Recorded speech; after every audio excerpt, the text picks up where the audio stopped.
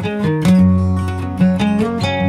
morning, everybody, and welcome to Weekly Wake Up, a live stream for employees. We are so glad that you're joining us early on a day after a time change and a day after a big snowstorm and all those kind of things. We hope that everybody is safe and warm at home.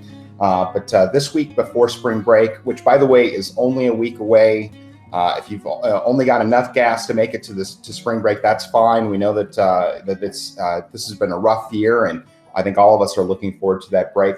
We do want to do something completely different, much like Monty Python used to say. We're inviting friends from our Impact on Education. This is our educational nonprofit that works with us to share some of their work and quite honestly to talk about you, all of our employees, our educators, and to talk about the impact that you have on our community every day. And so I'm going to go through and introduce everybody that's joining us on the call here today. And when it's your turn, I'll just have you, I'm going to have you say hi so we can see your beautiful face. But before I do that, I do want to just mention one thing, that if you have any questions for us, you want to submit those via bit.ly, that's bit.ly/BVSD Wake Up. We'll be taking questions throughout the morning today. And I'm going to go ahead and just close this. I know that our fearless leader, actually looks like she might be joining us right now. Allison, are you on the phone today? Good morning, Allison Billings. I know that she was going through a computer update, such as life on a Monday morning after a whole snowstorm and all that kind of thing. So we'll try to join up with her in a second. Carlos Pacheco, I know that you're on here. You're the board chair, and also you work for Premier Members Credit Union. Is that right? That is correct. Yep. All right. Glad to be here. Good morning. We've got Carly Hare, who's the vice chair and also works for Change Philanthropy. No, that's Carly Hare. Good morning to you all. Good morning. And then we got David Zeigert, a trustee and also the chief operating officer of One Brands. Good morning. Yeah, good morning, and pleasure to be here. Also, just for everyone's awareness, I have a senior at Centaurus, a sophomore at Fairview, as well as a seventh grader at Angevine. So kudos to everyone. Oh my goodness, I thought you were going to go around and say that you had one in every school, which would be wholly impressive, but that was pretty good already. So thank you for that. You bet. We do, as somebody was pointing out, we have a student joining us this morning, Emery Jensen. Good morning, Emery. Good morning. Thank you so much for having me. You're on the Impact Youth Advisory Board, and then also what school do you go to? I'm a junior at Fairview. All right, excellent. And then we've got Catherine Westling. She's the Impact on Education's Communications Director. Good morning. Good morning, Randy. And Allison is joining us. Good morning, Allison. How are you? Oh, it looks like, are you still with us? Good morning. Hear me okay? Yeah, I think my someone forgot to tell my computer about daylight savings time. It was Woo! Well, I'm glad that you're able to join us, because I'm going to jump in right into a question for you, if that's okay, and just have you kind of tell us a little bit about Impact on Education for those that may not be in the know. What is your foundation, and what does it do for the community? Sure. Well, as my colleagues on the call know, we're the foundation for the school district. So we've been around for nearly 40 years, since 1983. And our role is really to bring additional resources and supplement what BVSD is able to offer its students. So that's our work day in and day out. This year in the pandemic, of course, we've been called upon in ways that we never quite could have imagined. But we've been part of the effort to make sure that all students have internet access at home. We've been supporting the school food program to make sure that all of our students have adequate food. And we're investing over $300,000 into BVSD's catch-up plan to provide supplemental instruction for those who have lost something during the pandemic. We've all lost. We're really just here for our students and for this incredible community. And that's the gist of our role. And just so you know, we are having a little bit of a breakup when you're talking, but I'll just turn to Catherine and just say, I mean, pretty much everywhere that we turned during this pandemic, you guys have been arm in arm with us as we've been working through this. I know that early on, I think it was one of our first meetings as a task force trying to work on this. I remember I called Allison and she was there, and we started working through kind of how, they might be able to how you guys might be able to fundraise and support us. But, again, whether it's food or whether it's the catch-up plan that's just been launched a few weeks ago, I mean, Impact has been instrumental. Yeah, I think as Allison was trying to say, the past year, if nothing else, really highlighted the need for the foundation. There were so many unanticipated needs where typically our programs are prioritizing students who are overcoming different types of barriers, I'd say, to being successful in school. And suddenly that was getting them nutritious food and making sure that their whole family could be online. And so that's just a great way for us to step in and really help the community in a different way. So that will probably continue to evolve over the next year. But it's been great to see the impact that we've been able to make in such a short time. And I'm going to see if Allison's hookup is working any better. But I mean, this included even like creating masks. Like I remember the early days, everybody they're stuck at home and they wanted to do something, right? And so they were trying to, and I think that's what a place that we were kind of saying, hey, that might be able to be a good fit for folks.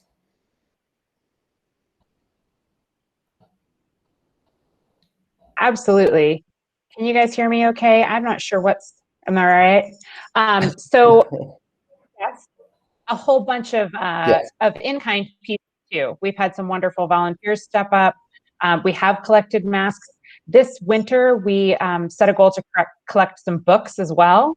And we thought we'd get a few thousand, and we partnered with our friends at Share a Gift. And our thought was, well, that'll be great. They can add them to they serve about 2,000 students. We were overwhelmed with the response. So we serve this really unique role at the intersection of what the public sector and community outside of BVSD can bring to the table to support the students in the school district. And that's really involves all kinds of volunteers, in-kind donations, and really generous donors who support our work. We were able to raise over $2.4 million in 2020 directly to support BVSD.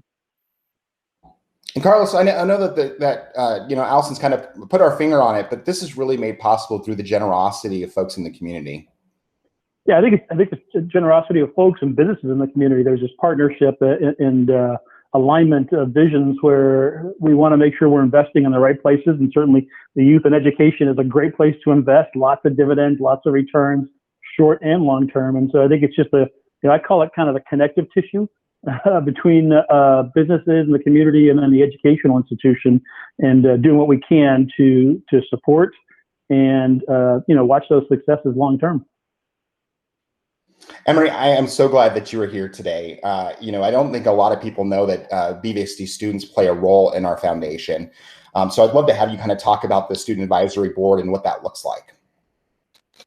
Yeah, okay. I have absolutely loved being on the Student Advisory Board. Every month when we have meetings, I am baffled by the kindness and generosity of the other students in BVSD, and just working with other kids and sharing our passions. We have given feedback on BVSD's response to the pandemic. We have gotten to know incredible leaders in our community. It's just a great space to come together and kind of, give feedback on BVSD as a whole as well, because I know when I applied, I was kind of expecting it to be less pandemic focused. But I've really loved just getting to work with so many amazing people. Well, there is so much to talk about when it comes to the pandemic and that kind of thing. What kinds of things have you guys been working through or providing feedback on, and how has that taken shape for the foundation and for your work? We have done a lot of brainstorming for how BVSD could improve its response. I know that we've done a lot of work trying to brainstorm ideas for how we could better support our students' mental health, because that's incredibly important right now. In the past, we have done more work on just like brainstorming changes for the district. I know we each have our own passions and reasons why, reasons why we applied, but just coming together to have difficult conversations and like prioritizing both the student perspective and the logical side of things, which I think is kind of incredible to have that perspective. And that's why I love being on the advisory board. Well, I can imagine that again, our students don't necessarily think the way that the adults that are running the school district do. What kinds of, do you guys have some really interesting conversations in regards to, we get why they made that decision, but really here's where our need is, that kind of thing? Yeah, we definitely do. I think perhaps we swing a little bit more on like, this is what we want and this is what we need. And then the leaders kind of move us back into this is what's possible. But I think it's important to have that kind of polarized perspective on our part to be able to get like a nice medium, a nice middle ground from just the administrators and BVSD board and what students are needing and asking for. Well, I really appreciate you giving us a little bit of a viewpoint into what that looks like. We might have to come back to that because this is so interesting, and again, we love kids having students having a perspective and being able to share with us those things. So, but I do want to turn to Allison. This has been, and if anybody looked at the Daily Camera yesterday, you may have noticed a big launch of something. A launch of something big is what I meant to say there. You guys have a big gala about this time of year. A lot of teachers and staff from throughout the district are brought into. I think it's usually at the JCC down the way, and they're celebrated. We celebrate teachers and their work. Educators throughout the school district every year. This year, with a pandemic, that it didn't quite feel like the right time to bring people together for a dinner. So tell us what you guys are working on. Well, first, I have to thank my neighbor because I get the electronic edition, but I wanted it in hard copy, and my King Supers was closed by the time I walked over there. But anyway, Randy's referring to this huge spread in the Daily Camera that spans 3 pages and lists the name of every BVSD educator. And I got so many nice notes yesterday from the BVSD community who really appreciate the recognition. I had one false alarm because Boulder Tech is listed under T, not B, but they're there. But we had a momentary panic of, I hope I didn't forget them. We've included every school and all of the folks working in that school. But the truth is, this is a recognition of more than just the educators. And you're right, typically we gather people together. We honor one outstanding individual from every single BVSD school. And it's a really fantastic evening of celebration and really just the best of the best in BVSD. But this year, everyone has had to rise so far above their job description, not just their job description as BVSD educators, but their life as students, their role as parents.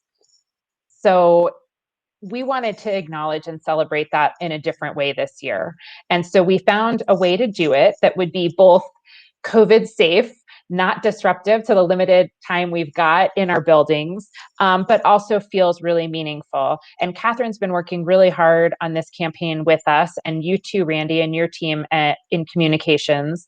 But we were able to line up some fantastic sponsors, including Premier Members Credit Union, where Carlos is, that helped us pay for a pretty big campaign. In addition to that coverage in the paper, there are banners and posters and signs and stickers and all kinds of recognition all across the school district. And we hope that people really feel seen and appreciated because we know how many of them have stepped up, like I said, far beyond what was ever asked of them before. So that's what we're doing this year, a little something different, but more importantly, just want to make sure that folks that are really in it every day, the parents, the students, the educators, understand that there's a whole community out there that really, really values the way that they're prioritizing education. This would be a really easy year to not worry too much about your education. But that hasn't been the case in Boulder Valley. This is a community of people who really, no matter what, prioritize the education of our students, and that's something to celebrate. Well, and I know that you guys are calling it committed to education, I believe. And what I love about that is sort of the symbiotic nature between, and Carlos was mentioning, as a business person, what the school district means. And I'd love to have you guys, kind of go around, because I know each of you has that business connection, or obviously school connection from Emory's point of view. But why is this? Why is a school district? I think we've seen it pretty clearly during a pandemic. But why is school district so important, to the larger community? And I'll start with you, Carlos, if that's okay. Yeah, absolutely. I appreciate it. Thanks, Randy. The importance, I think we realized, March 11th of last year, a little over a year ago, how important the educational institutions and everybody that contributes to them is. When I mean contribute, I mean the teachers, the administrators, the faculty, the transportation crew, the cooking crew, everybody makes a difference. And I've mentioned this at a lot of discussions and a lot of different forums, that we got a chance, I'm saying parents, got a chance to really understand how important a contribution the educational institutions were making to our kids' lives. And I think it was extremely important. We all got a chance to realize how much is missing when school is missing. I remember the first time we got the email last year that said, we're going to extend spring break for a couple of weeks. We'll see you towards the end of March. And that never happened. And, thousands of people ended up trying to adapt to a new situation, and everybody did a great job of coming together and designing new pieces. But, in some cases, hopefully we take the best of the best forward.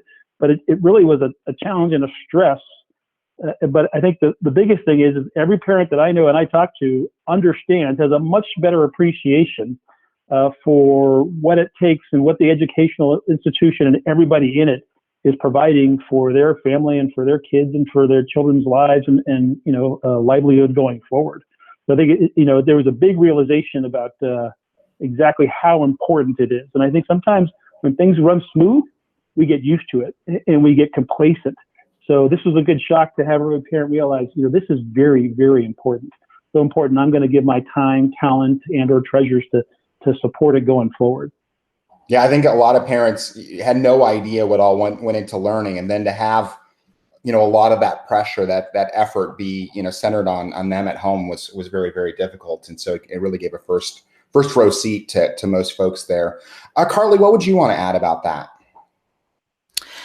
Yeah, thank you. I think I'd add the other, the fourth T on the philanthropic kind of bucket is testimony. And I really think the fact that folks were really able to step into these roles as a granddaughter and daughter of an educators, I know how important it is to have these spaces and places held, the social emotional places that teaching staff, school support staff have. Stu was my elementary school janitor, and I still see him when I go home and have fond memories and conversations with him. The importance of that sense of community really is, and the fact that even through all the transitions that we made, our educators, our support staff, when we were beginning to come back, bus drivers really have shifted and changed the reality and tried to bring these ties of connection and community back in. And I think that is something we can't replace. We can hold differently as in our family units, but we can't replace that connection to caring adults in their lives. And that's something that stands out for me. And I'm really grateful for everyone who stretched and reached in the last year to still be that for our kids.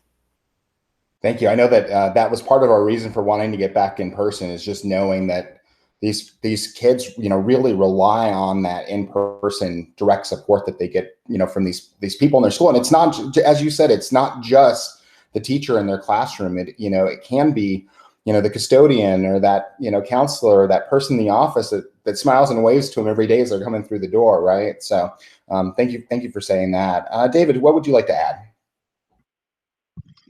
Thanks, Randy. What I'd like to add is first of all, my level of appreciation, right? And again, with that kind of focus, right? We tend to look at very strategic, large, broad brush kind of perspectives. But when I look at it, I think about the detail, and I just want everybody to be aware how much each little victory that you help accomplish is valued and treasured, right? Every day when I drive to work and I drive by the bus stop and seeing, 6, 7 kids waiting for the bus and just enjoying that. And again, we all know that it's different, but even though it's different, it's no less important.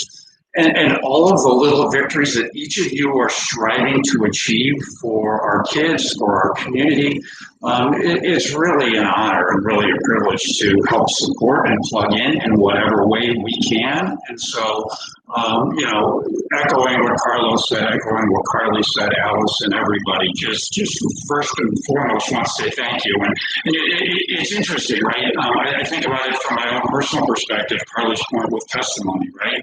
My daughter, who is at age of mine, right, her favorite class is outdoor education. Outdoor education with the filter of a pandemic, doing it remotely. And again, my youngest daughter, I like to say her sandbox is pretty small, so to get her to expand beyond and to love outdoor ed, because that's where her cohort took her, because she would have been in band instead. All of these little stories and these little victories that you're helping accomplish and achieve, I mean, it just warms my heart on a very cold winter day and kind of gives me the chills. So I just wanted to say thanks, and certainly the recognition and the acknowledgement for everything that everyone is doing to help achieve those little victories, if you will. Oh, thank you so much for saying that. I do think that it is all about the little victories that are happening in our classrooms on a daily basis.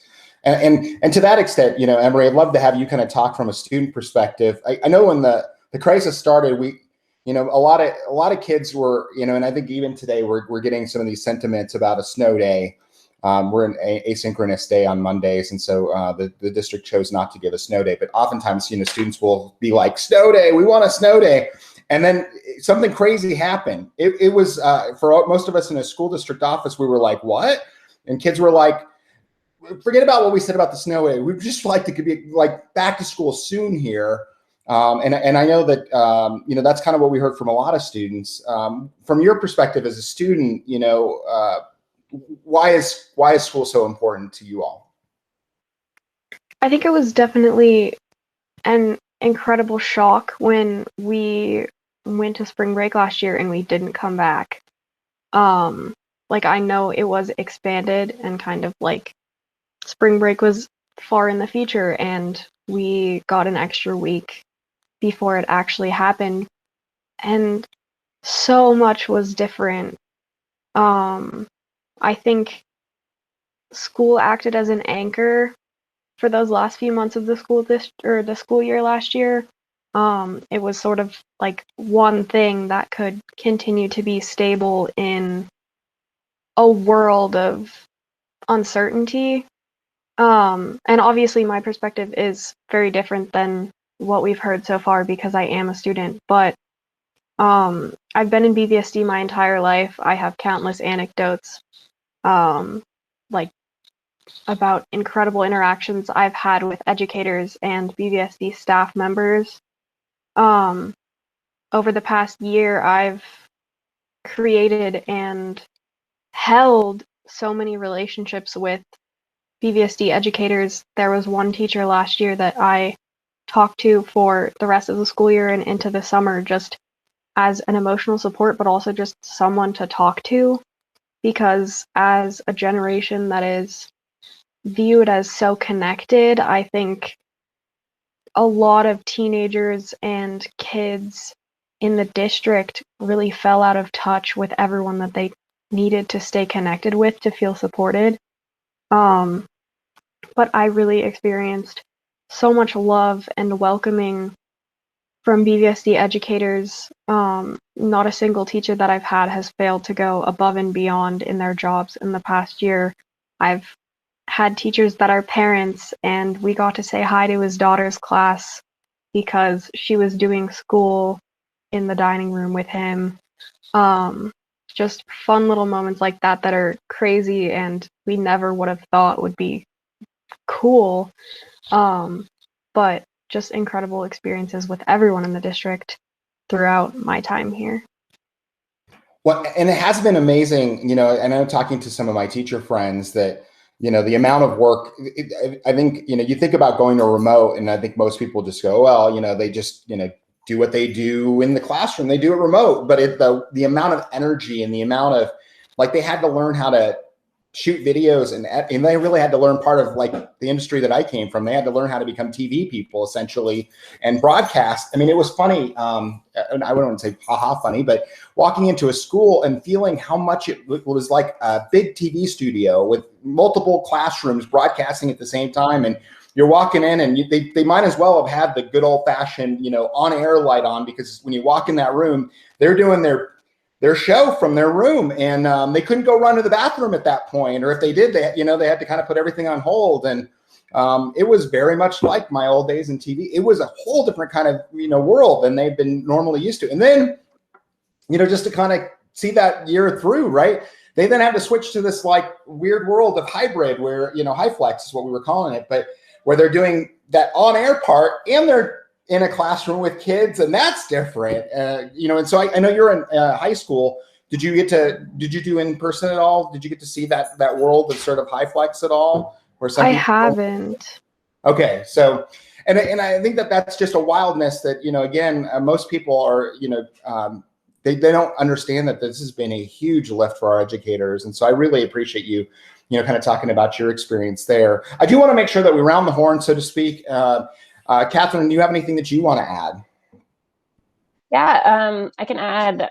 Well, I guess I'll say that this whole year for me, I'm relatively new to Impact on Education, but I am a BVSD alum, and it's been very humbling to see. I think when you grow up in a place like Boulder, you take a lot of your surroundings and experiences for granted, and so seeing kind of how people stepped up to meet the critical needs that we talked about earlier, but also just be great people and go above and beyond to, like Emery said, like not everybody needs to go that extra mile to make sure their students are feeling supported. And I think not every school district in the state or in the country has had that experience. So I think it's been really nice to see that we all care about education so much.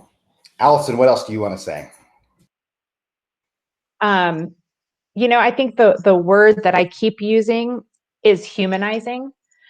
When I have a tech glitch, or, my cat runs across the screen, or, Darcy's dog barks, which seems to happen mostly when she speaks, like the dog's quiet and then it's her turn to talk and there goes the dog.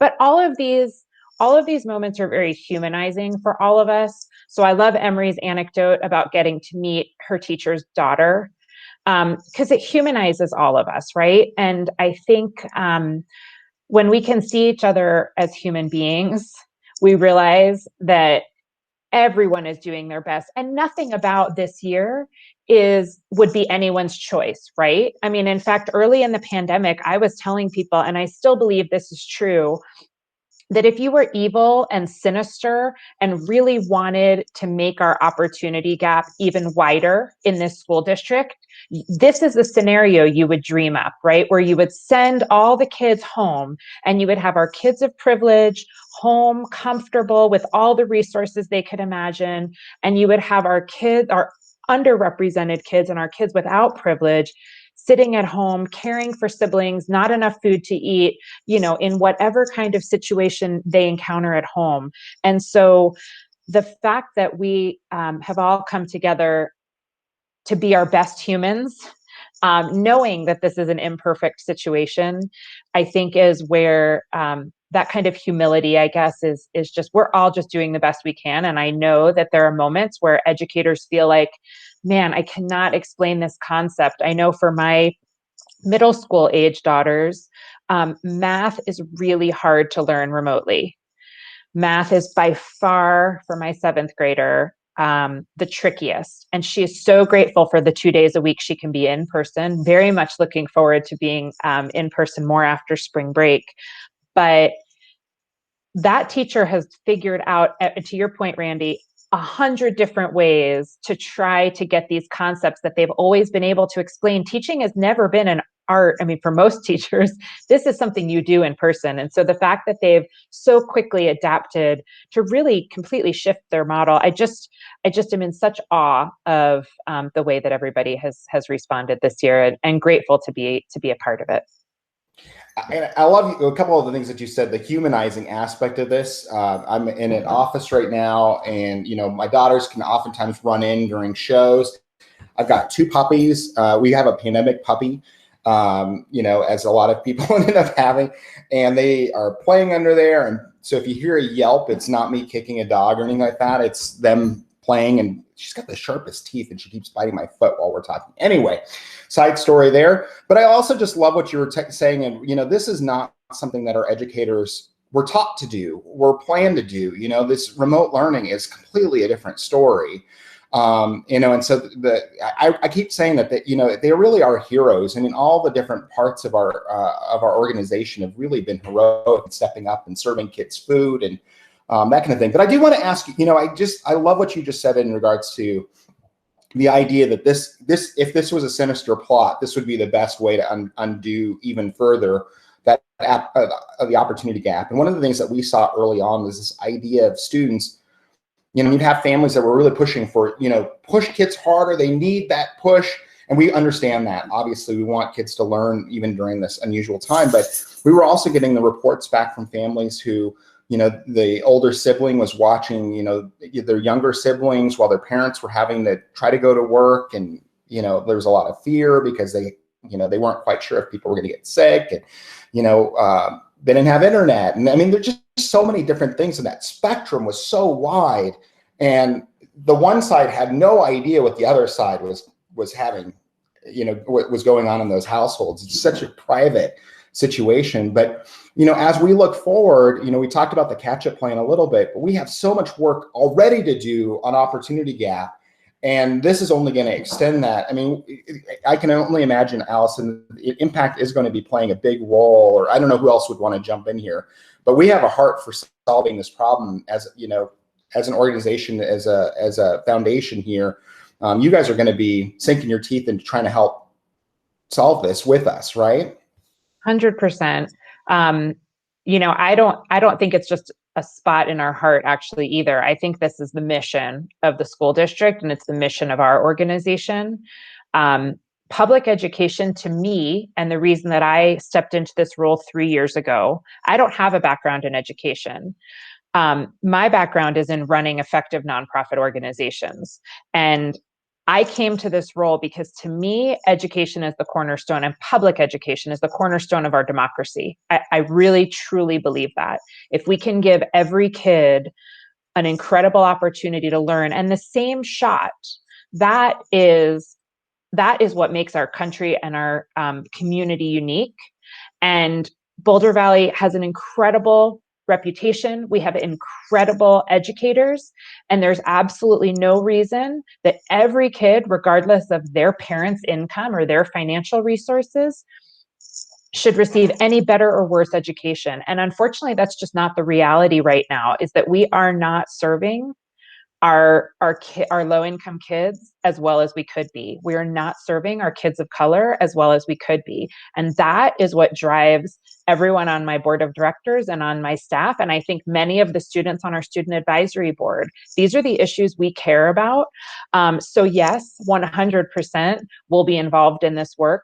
My hope is that this has been an opportunity to open people's eyes. And I do think that's the case. I think it's very easy to live in parts of this community and never encounter poverty and never encounter kids that I won't say kids that are struggling, but kids that they think are struggling. Because honestly, to be a struggling student in an affluent school district is really, really hard. So those kids do whatever they can to fit in. I really think this is what will drive us. And my greatest hope is that we can learn from this pandemic. We can learn from the disparities, and now we can really do more than talk about them, but actually make a difference. And I think BVSD's strategic plan, which was in place, just before the pandemic, is really pointing us in that direction. So I'm really encouraged. And I know that that's an added piece of work for a lot of our educators in the midst of this pandemic that a lot of people don't know, is that they are also trying to implement a lot of these pieces that will ultimately lead to greater equity and greater outcomes for all of our students. But we are right there in lockstep with BVSD in achieving the goals, the really aspirational goals of our strategic plan. But to me, the most important role that public education has to serve, which is to give every kid an excellent start and an excellent public education. Thank you for saying all that. Carlos, did you want to add something as well?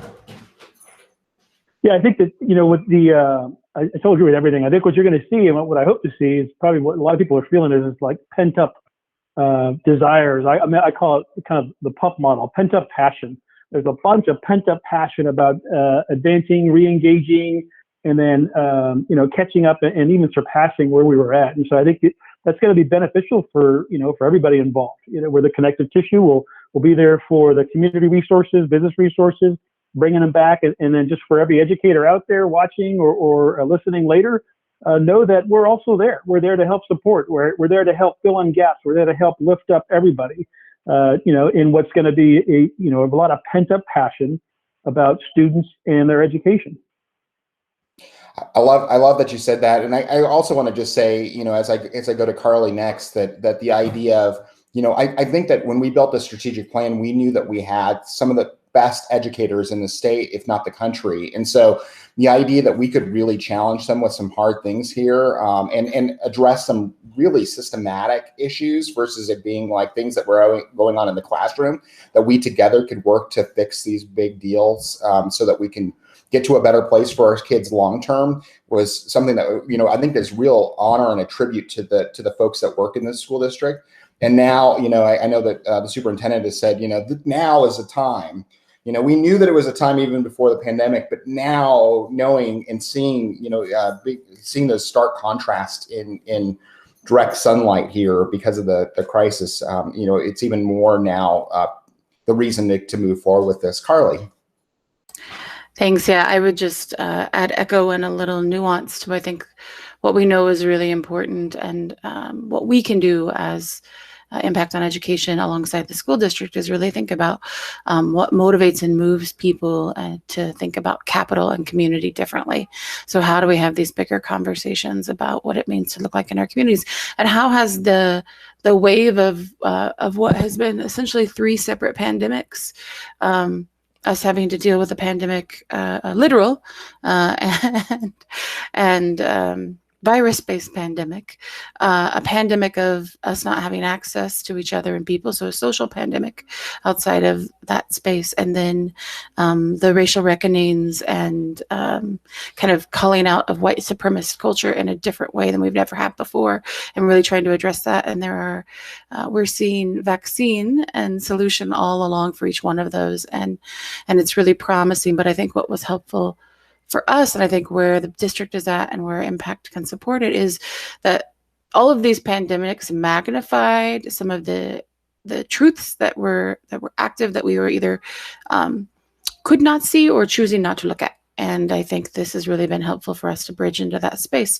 The work around internet access, which was huge in the first month post the initial post a year ago, and looking for what kids actually had access, what infrastructure did we think existed but didn't, and we actually needed to bolster in different ways, who actually had access and what schools had access to tablets and the equipment the kids would need, and how can we think about the integration and support of that was huge, that most folks didn't know was going on, and everyone assumed, because we operate at this level, that everyone had the same similar aspect. And I think these kind of rifts and these kind of awakeness and aha moments allowed us to see that. And I think now it is our responsibility as the district and as the and as the foundation to continue to think about how we shift the realities. So when we have to navigate whatever comes next, the teachers feel supported, the students have what they need, and we are addressing some of the toughest issues throughout. And I know that the district has modeled that already beautifully this last year, but there's always room, and the arc towards justice continues to arc. We all have places to move and grow and build, and it's we hope to do that along partnership with all of the teachers that have done the amazing work, all the students that are showing up in whatever format they can daily, and everybody in the community that's supporting the work, that's investing in the connection and the space, and ultimately the place of collective community we'll move back to. So well said, I think. I know you didn't put your hand on memory, but, I'd love to hear, I saw your head shaking a little bit during the conversation. And I know that, again, part of your reason for being part of this foundation is just the idea that not just for the pandemic, but for the larger conversation. I mean, are these the kind of things that the students have been talking about, about addressing these kind of situations, the gaps and that kind of stuff? Or, what does this look like? No, for sure. We have been trying to have the biggest conversations that we can as students. I know that one of my motives in applying to the Student Advisory Board was equity, and I watched what happened over the summer with the Black Lives Matter movement and so many protests, and my family was very safe in COVID, and I didn't feel like I could mobilize on what I wanted to do. So I thought, if I can't help by protesting, then I want to have big, uncomfortable conversations with other students and with people who can actually help carry those out. I know that another student on the Student Advisory Board wants to integrate disabled students into the curriculum, not into the curriculum more, but just into our schools better, and have more interaction between students, and just have everyone be seen as people, which I think is kind of rare, at least in high schools. Like, there's a lot of polarization and cliques and different groups, but we really just want to unite as students and see the change that we're hoping to see. And I think that you're absolutely right that it is partly ensuring that everyone, whether it's the color of their skin or if they've got special needs or whatever, that they're seen in the curriculum, that as we're reading books and we're doing those things. But so important that as school communities we're welcoming, that I oftentimes will say to folks, when you walk into an office, that you're warmly greeted, regardless of what language you speak or what your needs are or whatever. So I appreciate you saying that as well. I do want to make sure that we mention that one of the coolest things about this campaign that Impact on Education has started is the idea of really working with our local businesses. I know that, again, you've heard that, that our local businesses understand the importance of education. We're also looking back out into the community and seeing that there is a huge need. Our restaurants have been shuttered or have really been limited in terms of what's going on here. So, Catherine, I don't know if you want to talk about real quick, but as part of this effort, we're trying to drive educators to places where they can get a discount, which would be awesome for them, right? But part of it is not one-sided, that maybe they'll benefit as well, these businesses. Exactly. It's kind of a win-win. So clearly there have been repercussions of the pandemic beyond our school buildings, and the economy is hurting. And so we found a way to let businesses, or for us, I should say thank you to educators by offering these discounts, but also that gets people into their doors, so to speak. So there's, I think, 25 businesses partnering with us, or 25 locations, I should say. It's on impactoneducation.org/impact. You can see a list of all of them. There's Premier Credit Union, Carlos's Bank, a bunch of coffee shops, a couple more active Rabbit Hole Recreation, lots of various places. to go and enjoy. And some of it's buy a cup of coffee, get a free, pastry type of deal. Others, it's a 50% off your ticket, so to speak. So it's been great to see kind of businesses that are struggling raise their hand anyway, even though it may, it's good for them, but it's not going to give them the same benefit as it would in a non-pandemic year. So yeah, we're excited to see how many people utilize this deal. But hopefully it helps educators feel appreciated in some way, since we weren't able to do our traditional impact award. And I do want to show, this is, can you guys see my website or my screen okay? Yep. So this is the website that they've created, and they sort of go through all the thank yous to all the different levels, and then you can actually see that big spread that they created with all the employee names. So if you missed it in the paper, no problem, you can see it there. Plus, again, all that ability to see all these businesses that are participating is right there as well. So I want to drive your attention to that. It's so important to know that those resources are out there. Allison, I know we want to make sure that these educators and these staff members feel loved throughout this. You're asking for folks to send in stories or thank yous to them. How are you hoping this will sort of fold out over the next few weeks?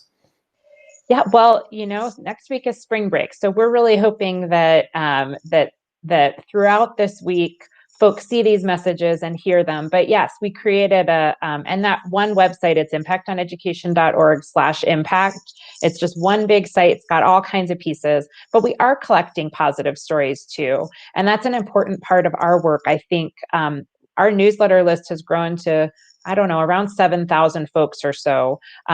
So if anyone watching doesn't get our newsletter, that's a great way to keep up with what we're doing.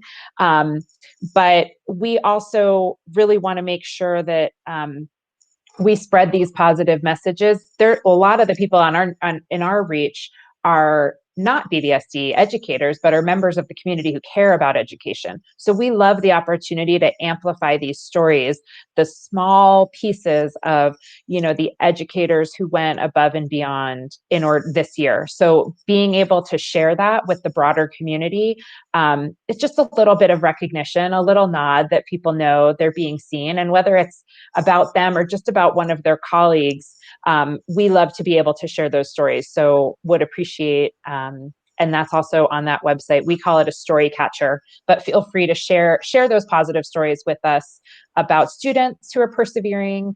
I think this year is a lot about resilience. I can't believe we've made it 40 something minutes without talking about resilience or grit or perseverance, but those are the words, right? For everybody. And we love to be able to share those stories and hear those stories too. We're a really small staff team. We're led by a fantastic board of directors, and we all spend a lot of time working kind of behind the scenes. But these stories lift our spirits too and help us remember why we're doing this work, because sometimes we're a little removed from it, and it's really important for us to stay grounded and stay connected in what's really happening. That's where we really value our student advisors too. I think that's an important part of grounding our work. But anytime we can hear from educators, from people who are in the school buildings every day, it's helpful for us. And again, I do want to mention, they've got a great long list. If you've never been to Big Daddy's Bagels, awesome. But Boulder Bookstore, who has been a huge supporter of the school district over time. But again, just a huge list. Ozo Coffee.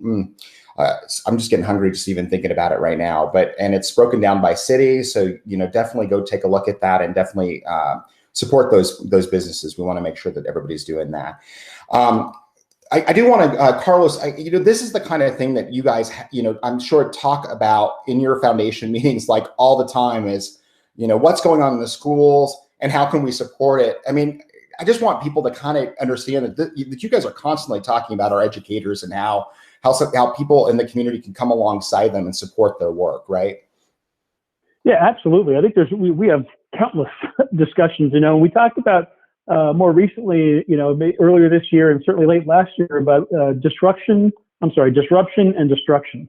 And so there's been a severe disruption in the educational template, if you will, right? And there was a lot that had to change and adapt, and God bless every educator involved who had to adapt and overcome something that nobody planned for.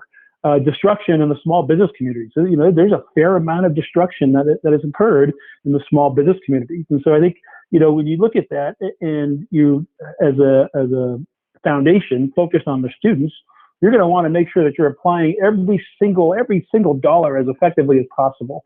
And so that's the job that we've got, is going out there and having these discussions with prospective contributors and businesses and saying, help us. Here's what we're doing. Here's our mission. Here's where we want to accomplish some goals relative to every student in the BVSD district or in BVSD.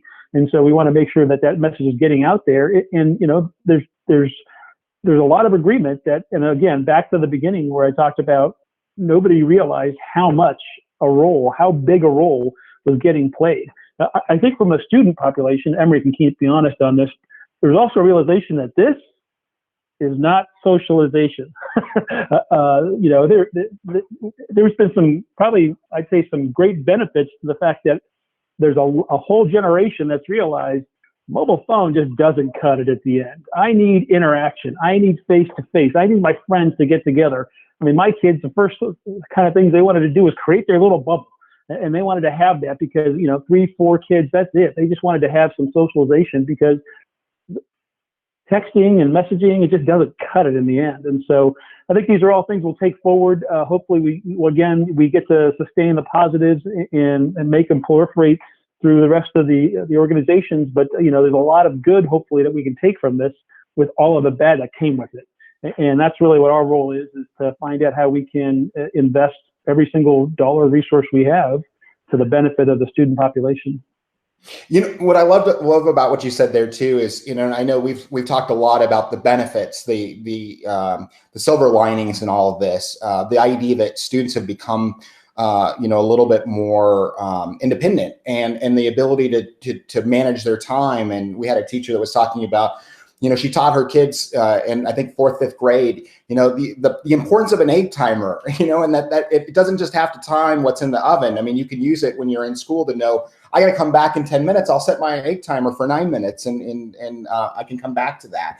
But, just the ability to be resilient, I think to Allison's point, that word has been the word of 2020 and 2021, no doubt.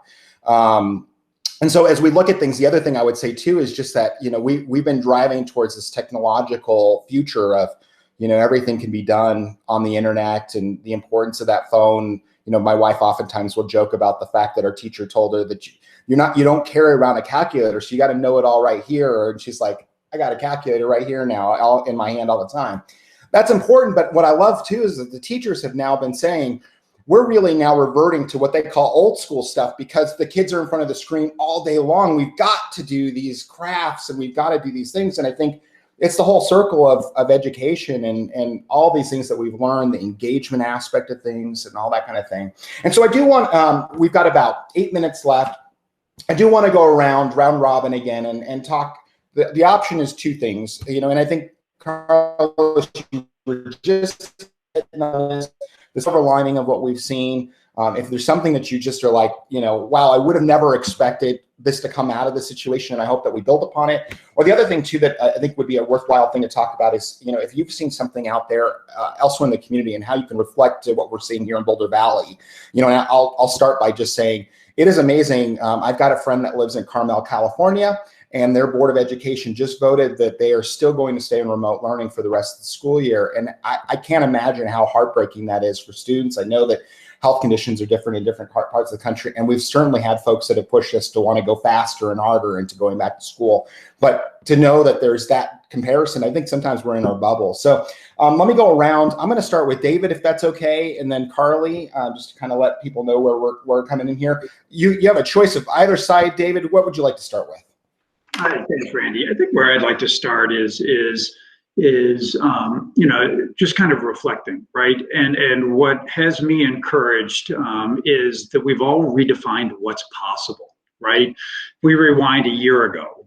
right? And the work that everyone has collectively done through being adaptable, flexible, committed, right? I mean, the internet access, the food delivery, the in-person learning, we've really been able to define what's possible. And so some of the issues or the opportunities that Carly had mentioned, whether it's with regard to bridging kind of the underrepresented gap or diversity inclusion, I hope that we can all take from this with a renewed vigor and vim, if you will, that we've been able to redefine what's possible. Stuff that we never thought would be possible. Allison walking through a school parking lot with a suitcase full of King Soopers cards, right? I mean, that wasn't possible, right? But we've kind of collectively come together in order to allow that to happen. So one thing that we know, right? Challenges we'll always have challenges, right? And the change management aspect of this, but the fact that we've been able to collectively come together and redefine what is possible has me really encouraged and excited to see the great things to come with impact, with BVSD, with our students, our kids, and our community in general. So thanks. I love that you said that too, because I know that even before the pandemic started, in terms of the strategic plan, one of the things that we were working on was working with the housing and their department over in the Boulder County. I'm totally messing that up, as well as the health department in regards to how do you backfill? It's not the school district's responsibility necessarily to provide somebody rent or their housing, or to a certain extent, we do the food at the school, and then, what do they do after they leave? So that was the conversation even before the pandemic. And what this did was it broke down the wall. I mean, nobody was there to serve, food for the rest of the week for people. And the food banks were stretched. They were doing an amazing job. But again, Impact came in and helped with the funding up front with that, kept us going in the emergency distribution. We had our community liaisons that were actually hand delivering the meals. And then you've got, the USDA that's been so great in terms of then making that funding go longer. And we're now into what I think next September is, into the fall now that they provided that. And to me, I think to what you just said is it's so key for us to think about, we've got our students in the building, but how do we, especially for these that are in the gap, how do we make sure that they've got what they need to succeed? And that's going to be partnership that makes that happen. So important that we have that partnership. I can gab on all day long, but I will go to Carly next. Yeah, I think for me, it's highlighted the opportunity of how do we, as the district, as families in the district, as Impact, really create place for agency for folks to see what their opportunities are, and just take advantage and make some real systems change in different ways. I mean, I am a free and reduced lunch kid from Head Start all the way through high school, and also without USDA and that gold block of cheese, would have had a different reality in those spaces. And how do we do that with dignity and grace and address these issues in a way that we have not historically done the best of doing, in making people feel included and connected and fully in their agency? And so I would say let's take these moments of reflection and connection, and the need to come back to community, to come back as a stronger, more inclusive community. And that's what I hope to see. Amen to that. Emery, what would you like to say? I think from my point of view, what I have most witnessed is a collective shift from resentment to gratefulness, which sounds not so great. But I think as a high schooler and just a kid in the American public education system, you kind of learn to begrudgingly go to school and like, ugh, I have to do my homework. But one thing that we talked about on the student advisory board is just the small found moments that you have in school, from like packing up your bag and heading out of the door and chatting with a friend and laughing as your teacher has to recalibrate the smartboard 7 times and calling it the not so smart board because they really don't work that great. Just the small things like that we're now so grateful for and yearning for, especially because even the people I know who have gone in person, those small moments have kind of been lost. And so much of this is robotic now in going back to in-person school, and we just have lost so much. But in being able to come together and kind of recognize that we did lose so much and we're grieving the loss of our past lives has allowed us to grow as a community and individually as well. And now I am much more grateful for everything around me. Wow, I think that was really well said. I mean, again, I think there is so much to mourn, but also so much to be excited about and be, happy that we've been able to come back together. Catherine. Yeah, I think for me, the pandemic clearly brought a lot of those hidden realities of our district to light, and I think what I'm hopeful about is that it's kind of in a way reduced the stigma around it, and so there are so many kids on free and reduced lunch and taking advantage of these programs, but there's always, you kind of hide that. And I think now, like, I know people in my neighborhood that have been getting food distribution for years, and I had no idea, and now suddenly I think that's just at the forefront, and I think I'm hopeful that it makes it much easier to really tackle those bigger issues moving forward. But I think also just be able to have that conversation, just like Carly did a minute ago, of, hey, I was one of those, I love that ability to see that this is, we've all got to work together to get this done. Carlos, anything that you want to add? Yeah, I think one of the big realizations is that technology is valuable. A skilled technician is priceless. So thanks to all the technology support personnel out there, because some of the stuff that had to get accomplished late last year and certainly part of this year couldn't have happened without their support and work and efforts to make it happen, and between the teachers and the students. So thanks for all that support. Well said. We really could not do it without the amazing educators and employees of the school district. Allison, anything that you want to add here? And you are muted right now. If nothing else that we've learned from this pandemic, it's about muting. That's right. Well, thank you. The silver lining for me throughout this, and frankly, what's gotten me personally through this, is that my job and our role at the foundation involves directly connecting with the most generous folks in this community. And we have a really generous community, and we have a community that truly values education. So to me, that silver lining is, anything is possible when you've got folks who have privilege, but are willing to invest and willing to support others. And that has been what's gotten me through. And I think that's the silver lining. If we continue to kind of lean on the strengths of our community, there's nothing that we can't accomplish. So that's where I'm encouraged. Well, I have to say thank you to all of you for joining us today. I'm going to just share my screen so everybody can see your beautiful faces one more time. Thank you to all the panelists that joined us today to talk about the amazing educators that we have, the outstanding work that they're doing and impact on education. So great to hear from a student board member, but also the work that's going on just typically in the foundation. And I just want to thank you all for that. I also just want to thank all of you that are out there watching today, all of our educators and staff. I know that spring break is coming up in a week, as we were talking about. You deserve a break. We hope that you get that opportunity to recharge. And I hope that, the work that Impact is doing to celebrate all of you, that you'll take a moment and just reflect in that awesomeness that they're trying to, the fact that they're just sort of highlighting and holding up the work that you guys are all doing. It really, as I was just saying a minute ago, we cannot do it without our employees. And so we thank you wholeheartedly for the work you've been doing over the past year and beyond. As we talked about, we've got so much more work ahead, but we just want to take this moment to reflect on that.